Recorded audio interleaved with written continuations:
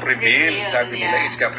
Na kung napapanood nyo yung videos namin, nasagot na namin ho yan. Although hindi ko sinagot ng diretso. Pero siguro ngayon, sasabihin ko, it's 14 years.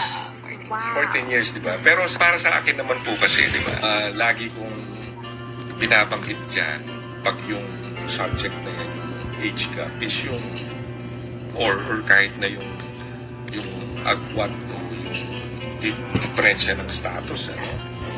Yung Born For You na kanta ni David Pomeranz, yung too many billion people running around the planet.